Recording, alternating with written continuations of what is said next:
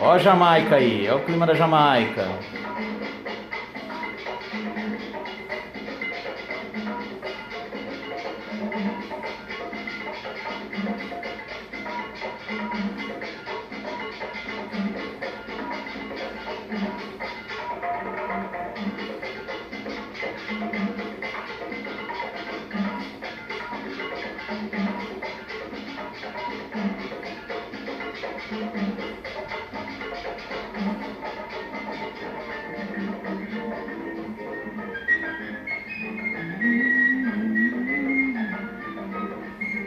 Free like ice in the road, free like ice in the road. Marching down the street, sing the band. A calypso beat all the while. They're looking for the cat that swallowed the rat. They want to show that cat the altitude. Free like ice.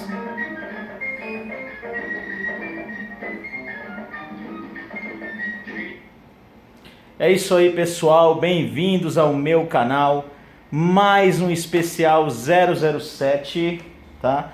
Só um pouquinho aqui que caiu o livro O Satânico Dr. No, que eu vou falar hoje para vocês do primeiro filme de 007 e também explicar as diferenças entre o filme e o livro, tá? Esse aqui é o livro que se baseou o primeiro filme de James Bond, tá? Só que esse livro é o 7º livro do Ian Fleming, tá? Aí vem a pergunta, por que foi lançado? Por que escolheram o 7º livro, tá? Porque o primeiro livro é o Cassino Royale, de 53. Esse aqui foi lançado em 1958, o Satânico Dr. No, tá? E o primeiro filme foi lançado em 62, tá? Por que o Fleming acabou decidindo, né, e convencendo os produtores a fazer o 7º livro dele como o primeiro livro de James Bond? Porque eles tinham um orçamento ralo, tá, para fazer o primeiro filme, e se fosse escolher os outros livros ia ser muito complicado devido à trama, devido à história, né? Então eles optaram por uma opção de uma história mais simples para caber dentro do orçamento do filme, tá? Bom, a trama de Dr. No, ou 007 Satânico Dr. No, né? Satânico, né? Como foi o título brasileiro. Ele estreou em 5 de outubro de 1962, ou seja, 58 anos atrás. Foi o filme que marcou a estreia de James Bond no cinema. Ele é do gênero thriller, né? Um thriller de espionagem. E 007 já está na ativa, ele não é uma missão de estreia dele, como foi no Cassino Royale. Ele já é um agente veterano, né? E o Sean Connery interpretou o papel com 32 anos, tá? Então ele era já um ator já que tinha feito alguns filmes, e os produtores da série não estavam muito assim convencidos de que o Sean Connery poderia fazer esse papel. Tanto que o produtor Albert Broccoli, ele estava querendo que o Cary Grant, que fez O Vento Levou, o ator Cary Grant, na casa dos seus 60 anos, né, fizesse o papel do agente 007. Mas o Ian Fleming discordou, porque o James Bond no livro ele é um agente veterano, um agente viril, um agente mais jovem, né, e o Cary Grant não ia tá de acordo com o personagem. Então Sean Connery, com seus 32 anos, foi escolhido para fazer o primeiro filme de 007 no cinema, tá? A trama do filme é simples, tá? O 007 viaja para Jamaica, é chamado para Jamaica para investigar a morte de um agente, o Strangeways, né? Um agente que tá do MI6, que tá lá na Jamaica e ele foi morto, tá? Misteriosamente. A secretária dele some. E começa a ter problemas no caso dos lançamentos de foguetes dos Estados Unidos. E alguém está manipulando, usando o aparelhamento, né, alguém está manipulando através de radioatividade os lançamentos de foguetes dos Estados Unidos. Então James Bond é enviado à Jamaica e lá ele começa a investigação. O filme inteiro ele fica investigando, né, até chegar no vilão principal, que é o chamado Dr. No, ou Dr. Julius No, né? O Dr. No, no livro, ele faz parte da organização SMERSH, né? Porque na maioria dos livros de James Bond, a maior organização que tem é a SMERSH, que é uma organização da KGB, da Rússia, né? Aonde tem os órgãos de execuções, os agentes de execução dos agentes das outras nações, né? E o interessante é que no livro ele continua a história de Moscou contra 007, que foi o livro anterior, tá? E no filme, Moscou contra 007 é o segundo filme da série, tá? Já tem uma diferença, porque os livros têm continuidade à história, né? Primeiro foi Cassino Royale, depois foi Viva ou Deixe Morrer, depois foi O Foguete da Morte, e assim vai, até chegar no Dr. No, que é o 7º livro, né? Só que antes de Dr. No, a trama era Moscou contra 007, tá? Em que a organização SMERSH, no livro, o General G, ele arma uma conspiração, ou como no livro lá nos russos fala, conspirácia, para vingar a morte, né? Vingar os agentes que o James Bond matou, e no caso eles tramam para poder matar o 007 e coagitam a Tatiana Romanova, que trabalha no consulado russo em Istambul, né, para poder atrair o 007 para ser exterminado, tá? A vilã de Moscou contra 007 é a Rosa Klebb, tá? Que é aquela general, a Rosa Klebb, que tem os sapatos com dardos venenosos, né? E no caso a Rosa Klebb, ela envenena, tá? Envenena o 007, e aí dá início à trama do livro O Satânico Dr. No, em que o 007 é envenenado e ele fica meses em recuperação no hospital.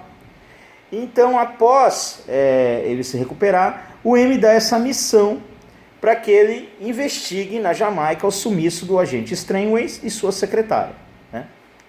Ao chegar na Jamaica, ele se une com o agente da CIA, o Felix Leiter, né, que também está investigando, e o pescador que chama Quahel, né? E os três resolvem investigar, até que chega na ilha chamada Crab Key, que fica à base do Dr. No. Por causa de amostras de pedras radioativas, eles acabam chegando em Crab Key, tá? E o Dr. No, antes dele chegar na ilha, o Dr. No tenta, através dos capangas dele, exterminar 007 de todas as maneiras possíveis, tá? E ele chega na ilha e o Dr. No, como um bom vilão de 007, né? Isso em relação ao filme, ele tem uma base, né? Uma base na ilha, e tenta convencer o 007 a entrar para a organização, né? Que no filme é a Spectre, né? Que é a contra-inteligência, vingança, extorsão, né? São todas as mentes criminosas do mundo, em que o chefe é o Blofeld, né? E que o Dr. No, na verdade, é um agente da Spectre, isso no filme. Mas no livro, o Dr. No, o Dr. Julius No, é um agente da SMERSH. Então o filme inteiro se passa num local só, na Jamaica, tá? Não tem locações ao redor do mundo, porque o orçamento era barato, né? E é uma trama simples. É o James Bond tentando investigar, é os capangas do Dr. No tentando matar, até que ele chega no clímax do filme, ele entra na base do Dr. No. O Dr. No tenta convencê-lo a ir para o lado dele, mas ele não aceita. E antes disso ele encontra com a Ursula Andress na famosa cena da praia, né, do biquíni branco, que é a Honey Rider, né, a Bond Girl. E ela quer se vingar porque o Dr. No também matou os pais dela. E no fim ele salva a mocinha, mata o vilão. Poderia ter tido uma batalha melhor em relação ao livro, é totalmente diferente, não vou dar spoiler, mas é uma cena que poderia ter um clímax melhor, né? Poderia ter um término melhor. O Dr. No, o vilão, ele é um filho de um missionário inglês, tá? Com uma chinesa, e ele se especializou em radiação e radioatividade. Só que ele perdeu um acidente, ele perdeu as duas mãos dele, e ele substituiu as suas mãos por mãos biônicas, mãos de metal. E ele trabalhou para a máfia chinesa, os Tongs, né? Isso no livro. Já no filme ele trabalha para a Spectre, né? E ele foi o primeiro grande vilão. O carro do 007, eu tenho até aqui a réplica, né, do primeiro carro que ele dirige. É o Sunbeam, a Chine, tá aqui, ó. É a réplica, isso aqui inclusive tá o Sean Connery aqui dentro, ó. E que ele usa na pedreira, lá na Jamaica, que é a Miss Taro, que é a secretária do professor Dent, que é o capanga do Dr. No, né? Marca um jantar para poder exterminar James Bond, né? Então é isso. Em relação à trama do filme, tem algumas diferenças, porque o orçamento do filme não pôde ser usado, que nem não tinha condições de fazer essas cenas. E os efeitos especiais da época, você veja, 1962, CG aí você nem imagina se tem CG, não tem, né? No livro, James Bond luta com uma lula gigante na base do Dr. No, ele acaba destruindo uma lula gigante. E no filme não tem isso, cortaram, né? Outra coisa também é que a maioria das cenas do Sean Connery, o Sean Connery está com 32 anos, mas ele acabou usando uma peruca, né, a mais, para dar aquele topete do cabelo dele. Ele usou uma peruca com 32 anos, tá? Outra coisa é que algumas cenas de ação e também de pilotagem do carro, não foi o Sean Connery, foi o dublê Bob Simmons, né? Inclusive na sequência do carro da funerária, quem assistiu o filme lá, da sequência do carro da funerária que pega fogo, né? O filme arrecadou uma bilheteria, tá? Foi razoável, e deu sequência ao filme seguinte, que é Moscou contra 007, que teve que se adaptar, porque no livro a trama do Moscou é antes da trama do Dr. No, né? De certa forma é o filme que acabou dando origem ao thriller de espionagem do James Bond, que até então não havia filmes assim de espião no cinema, né? E acabou dando sequência aos próximos filmes, né?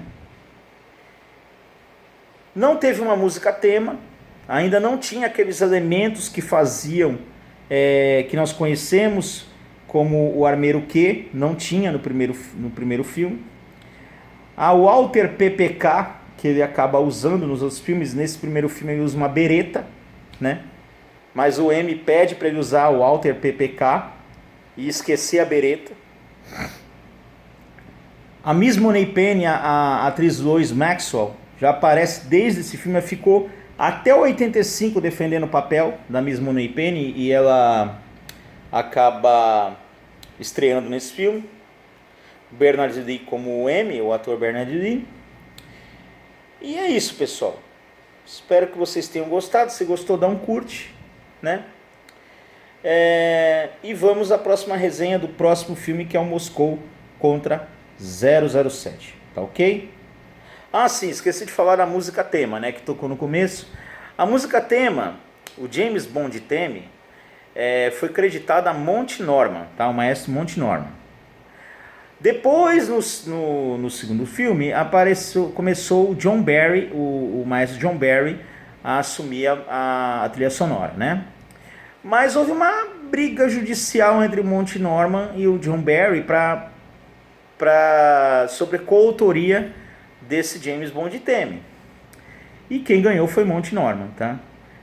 Um fala que criou, o outro fala que melhorou.